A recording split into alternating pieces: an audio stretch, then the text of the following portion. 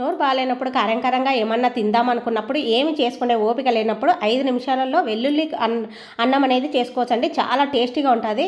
అయితే బాగా ఒక 20 దాకా ఎల్లిపాయలు అనేది పొట్టు తీసి పెట్టుకున్నానండి. మిక్సీలో వేసేసాను. కొంచెం జీలకర్ర, ఉప్పు, కారం దానికి సరిపడంతా వేసానండి. వేసి మిక్సీ పట్టేసుకున్నా. సపరేట్గా ఇంకో కొన్ని ఒక 10-15 ఎల్లిపాయలు అనేది పొట్టు తీసి ఇలా కచ్చాపచ్చగా దంచి పెట్టుకున్నాను. ఇప్పుడు పోలేలో అనేది నూనె పోసేసి జీలకర్ర, ఆవాలు, మినపప్పు, శనగపప్పు ఇవి వేసేసి మంచిగా వేయించుకోవాలండి. తర్వాత ఉల్లిపాయలు, పచ్చిమిరపకాయలు కట్ చేసినట్టు వేయాలి. కొంచెం కరివేపాకు కూడా వేయాలి.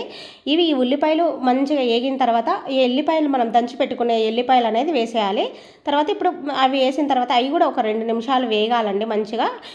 2 నిమిషాలు వేగిన తర్వాత ఎల్లిపాయ కారం దంచి పెట్టుకున్నాం కదా, అది అనేది నూనెలో వేసేసి ఒక 2 నిమిషాలు పచ్చివాసన పోయే వరకు ఏం చేస్తే అది వేగిన తర్వాత మనం అన్నం అనేది వండి పెట్టుకున్న అన్నము చల్లదైనా సరే వేడిదైనా సరే వేసేసి కలిపేసి కొత్తిమీరతో గార్నిష్ చేసుకుంటే చాలా చాలా టేస్టీగా ఉంటుందండి.